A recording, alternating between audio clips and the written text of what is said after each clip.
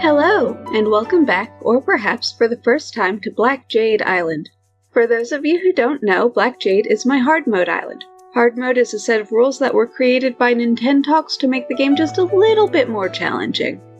As you'll recall, last week we lost my favorite villager, so today we're going to have to go looking for her replacement. But before that, I need to check off my daily tasks. I started off the day by checking my mail. I did manage to get that A from the Happy Home Academy, so that was exciting. It was raining, so I didn't have to water my crops, which was nice, so I went on to design this week's t-shirt. I wanted to make a flannel shirt, but about halfway through the front I got bored and realized that I was going to have to do this for the back and the sleeves, so I dropped it for an easier design. I bought some turnips for like 92 bells off camera, so that's my NPC quest squared away. I went on to make my purchases, but both my pockets and my storage was full, so the game wouldn't let me. I stopped to talk to Sable to get more backstory. This would be a lot more touching if I were wearing pants. While I was putting my gyroids up on the wall to clear out space in my pockets, Patty decided to invite herself over. I went to my wardrobe to change my outfit and apparently offended Patty so badly she immediately left. With a little space in my pockets, I went once more to make my purchases. Apparently, I can't just set this flag up on a flagpole and leave it out on the rocks by the sea, which was my original plan for it. Now I'm not sure what to do with it. I decided to move the trees out in front of Rocket's house back in front of Rodney's house to try and block it from view. I crafted some natural garden tables because they were the hot item and I needed the money. I stopped to check my fossils and grab some coffee from the roost. Daisy May was there, which was fun. My last 2 times Nook Miles task was to catch 5 bugs, which should have been extremely easy, but there were just no bugs spawning. I assumed this was because of the rain, so I hopped on Captain's boat for sunnier shores. I managed to catch bugs on the island tour and cleared out all of my 2 times Nook Miles tasks.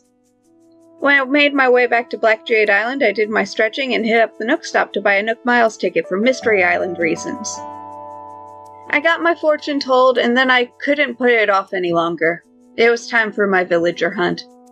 There are a couple villagers who I really want on my island, namely the villagers of Island, who I had to part ways with when I restarted for this challenge, but I'm not ready to commit to a full 10 islands about it. I figured I would just poke my head into the first island, and if the villager I got was a real stinker, I would roll again. But I ended up getting Norma, and she seemed fine, so I invited her to my island. Isabel's announcements let us know that Norma moved in, and also we have our first campsite visitor. Well, the first campsite visitor that isn't Rodney, I guess. The rules surrounding the campsite say that we have to take whoever shows up no matter what, so I really hope we have a good one. I started my day by tending to my crops. Label was my NPC for the day, so I went to start her fashion quest. Just before I started talking to her, Sparrow noticed me and decided that he wanted to teach me a reaction, but I had already hit A and started Label's dialogue, and she talked for so long that Sparrow gave up and walked away. And that wasn't even half of her dialogue. She kept going. I decided to put the fashion quest on the back burner and went to check out Norma's house. I really like this flooring and wallpaper combo. I feel like it's going to be a really cute room. Or at least I could probably turn it into a cute room with the right furniture. I decided to just bite the bullet and go check out the campsite visitor. It was Sid, this weird catch-up looking elephant. He's fine, I guess. I'd like a grumpy villager on my island. I've never really understood how to use the campsite, so I paused to look up a guide, and it turns out that you just pester them enough, and they'll agree to move to your island. So I began the pestering, and Sid said he would move in if Sparrow moved out. Because I don't have Sparrow's picture yet, I can't let him move out, so... Potted ivy was the hot item, so I made a few to sell, and then went on to make my purchases. I talked to Sable, and she started giving me these custom fabrics I'm never going to use. Sorry, Sable. Rules are rules. I finally circled back to Label's fashion quest, and she gave me some new shoes. I tossed the shirt she had made me wear into the trash before moving on. I thought maybe Sid would choose another villager if I talked to him again, but he very stubbornly wanted to kick Sparrow off my island. Since starting villager rules supersede campsite villager rules, I didn't get to invite Sid to live on my island. I planted some fruit trees because my phone told me to, and I actually really regret where I put some of these trees. I'm going to have to take some time to scarf down some oranges and move them around. My island feels a little choked with trees, actually. I might actually have to start cutting some down to make a little more room. My pockets were full while I was fossil hunting, so I buried one of the assessed fossils that I still had in my inventory for some reason as a funny prank for myself. I did my stretches and finished my 2x miles tasks.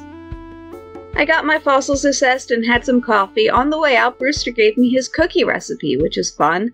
It's nice that I'm making some headway into getting the rewards he gives out. I finished off my daily tasks by getting my fortune told by Katrina, and then headed out to a mystery island, followed by a boat tour. I capped my day off by paying off my home loan, and then I got back into debt seconds later. 500,000 bells is a pretty steep price, and it's only going to get harder from here on out. Luckily, I have a few more methods of making money than I did before. If I really buckle down and get lucky with Flick or CJ showing up on a day that I'm not too busy to grind fish or bugs, I should be able to get this squared away pretty quickly. Tuesday was a rainy morning, so I didn't need to water my crops or flowers. I just harvested what was there and checked my mail. I got a bunch of presents, including this outfit from Sparrow that I can't wear. I decided that I didn't want to waste it and just gave it back to Sparrow. Apparently he noticed, but it's fine. He gave me a protein shaker bottle in exchange for it. DIY mini workbenches were the hot item, so I made a bunch and got a ton of money for them. I bought the skull and crossbones thing, which was my Nook's Crandies purchase for the day. The Able sisters weren't open yet, so I just moved on to hunting for fish and fossils. Fish because it was a 2x Nook Miles task, and fossils because... oh, I think I'm so funny, don't I? Gulliver was on my beach, so I went to dig up his missing communicator parts. While I was searching, I noticed that Patty had a thought bubble. I was worried, but she just wanted to sell me a shirt I can't wear. I dug up the last part and was making my way back to Gulliver when I stopped to throw the red snappers I'd caught into fish jail, but I accidentally released one of them instead. It was incredibly sad. I made my way back to Gulliver with my heart full of sorrow for the saltwater fish that I accidentally hucked into a freshwater river. I did my stretching, checked my fossils, got some coffee, which finished my 2x Nook Miles task for the day. By this time, the Able Sisters was open, so I was able to talk to Sable to get some patterns I'm not going to use and make some purchases. I decided to change it up a bit by going to a mystery island before Katrina, that way I could sell the weeds that I'd gathered to Leaf for a little extra money. While I was there, I bought some Cosmo seeds. I think I have every type of flower except for the Lily of the Valley now. Those will come with time. I got my fortune told and headed off on a boat tour with Cap'n. It was another vine and moss island. There was a bottle that taught me how to make this cave recipe that looks really cool. I definitely want to use this in a build at some point. This is actually the last day of the week that I did any mystery islands or boat tours. Nothing terribly interesting happened today. I focused on doing my dailies and didn't do much else. Leaf was on my island, so I bought some new shrubs and pumpkin starts from him. I ran over to Rex's house and made him a little pumpkin patch. I'm allowed to have 4 3x3 squares of crops that I can harvest from, and I've chosen to entrust one of these to Rex. I'm actually considering moving Rex's house and putting my own house down here, but I also have a different idea of what I want to do with my house. I'm still trying to decide which to go with. I might put it up to a vote if I can't decide by the time I finish paying off my current home loan. I knocked out the rest of my dailies, talking to Sable, making my purchases, stretching fossils, coffee, 2x miles task, fortune telling. The white pansies I have by Rocket's house spawned a blue pansy, which was very exciting. Those are my favorite color of pansy. I'm not really sure where I want to put it yet, so I just dropped it near the market area. I started my day by harvesting and watering my crops. I did things a little out of my usual order and did my stretching right away rather than leaving it for later. Doesn't matter what order I do it in as long as I complete all of my dailies, but it's such a habit now. Doing the stretches early feels really weird, like emotionally. Red was on my island, so I went to check out what he had. The Rockhead statue, it looks real to me, but this is the one that I have the hardest time determining because the smile and the regular face just kind of read the same to me. So I decided to gamble on it being real so I don't have to worry about it later on. While I was making my purchases, I got this protein shaker bottle for Sparrow. It's a fitness thing, so I thought he'd like it. I dropped by Kit's house and she asked me about what kinds of tea I like. I like chai and oolong well enough, but my real favorite teas are green tea and herbal teas like chamomile. Of course, those weren't options, so I went with black tea. What are your favorite teas? Let me know in the comments. I stopped by the Able sisters to talk to Sable and make my purchases, checked my fossils, got some coffee. One of my Nook Miles tasks was to catch an oarfish, so I settled in for another long day of running back and forth along my beach, but I got it basically immediately. I squared away the rest of my tasks pretty quickly afterwards. I got my fortune told by Katrina and finished off my dailies.